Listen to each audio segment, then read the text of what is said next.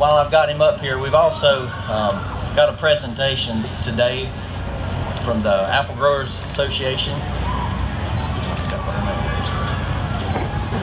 Ms. Bryson Nix with the Apple Growers of North Carolina.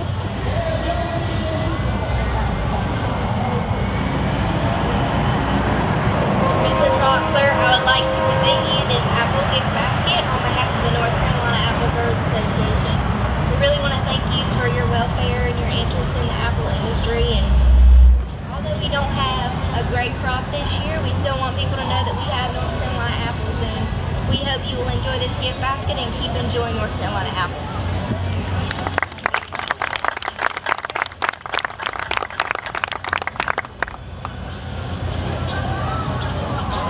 Thank you so much. I know that's one of the few apples that we do have in Western North Carolina this year, and it's so heartbreaking to know that we had the trees that ruined not only the apple crop, but a lot of our bramble crops in North Carolina. And all we can do is hope for a better year next year and make people remember that these North Carolina apples and crops are the best. And if you don't believe it, just look around at the Got to BNC, and it is the best.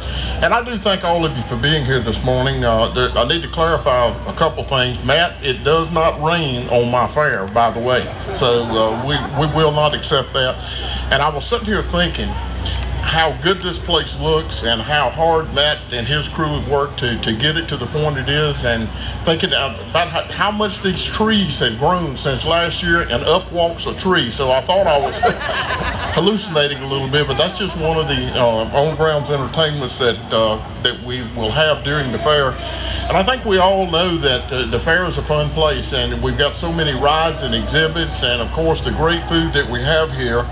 And Western North Carolina does have so much to offer when it comes to the exhibits that we have, and celebrating the craftsmanship that is here, that has been handed down from generation to generation. And we're proud to have the Virginia Boone Building to be able to showcase these mountain crafters and the things they do. This fair has changed a lot in my 8 years, and we've been so thankful to be able to make the improvements to the fairgrounds. And I think back to one year I was up here, and we basically had very little permanent places for people to go, and it was all tents, and we had a tremendous severe thunderstorm, and people were actually hanging on to the poles in the tents to keep them from blowing down. So we've come a long ways, and I'm very, very proud of this place, and I can't thank Matt and them enough for what they do. This is a fantastic undertaking for us in Western North Carolina, and it does take partnerships. We're thankful for the partners, and I'm thankful for the partnerships between the divisions, between the marketing division, forestry, soil and water, everybody that pitches in to make this so successful. And there's a lot changed about fairs. Over the years, I think back many years ago, fairs were the place that farmers came to learn the new techniques of agriculture and the things that were going on. And today, we use fairs across the state to educate the public about agriculture and agribusiness in North Carolina, and the magnitude that we take that to in this state is $72 billion, the #1 industry, and the good news is it's still growing. So this is a wonderful place to celebrate that. Fairs are one of the few places that some of our kids actually ever see livestock or understand where their food supply comes from, and that's an important component that we've got to concentrate even more in the future as people move generation after generation after generation away from the farm. So the livestock exhibits are a tremendous opportunity for our young folks. And every time I come to the fair and I see our FFA members and our state officers, I'm so proud of FFA in North Carolina and the people that work with our young people. These are going to be the future leaders in North Carolina. And I'm not talking about just agricultural leaders. I'm talking about leaders in North Carolina. And we can never have enough people that understand North Carolina and especially agriculture. And that's what FFA does so well. And Jason, thank you for your work with our youth across the state.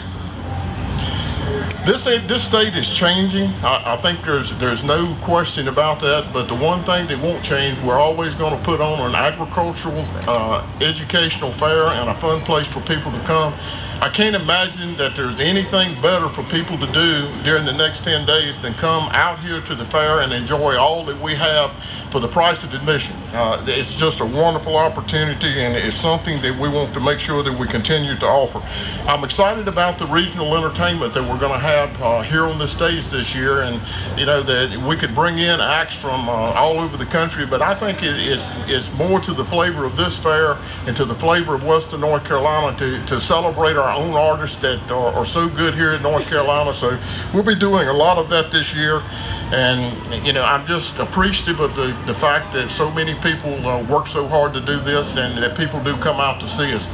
And I have been warned that it is hot out there, and I'm in the shade, and not to make this too long, so I'm not going to do that. But I do want to recognize another person. Bud Sales is here from Western North Carolina, a member of my commissioner's circle. Clarence Hood's also here as a member of my commissioner's circle. These are people that advise me about the things that go on in North Carolina agriculture. And of course, the Board of Agriculture is actually my boss.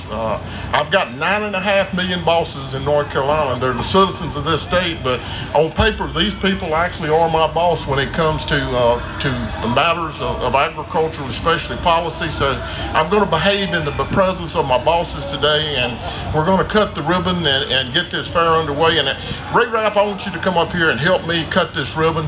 Ray has been so instrumental in Raleigh in helping me obtain the funding to do the things that you see here, and I can't thank him enough for his help with the department, and especially for the Western North Carolina Center in Western North Carolina. So it's an honor for me to have him up here today, and thank you so much, Ray.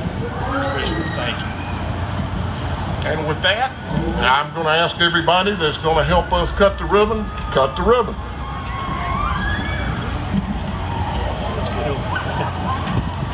Get out of this. Is everybody ready? We're going to do this on 3.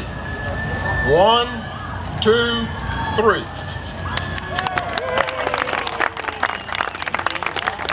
And I do declare that the Mountain State Fair is officially underway for the year 2012.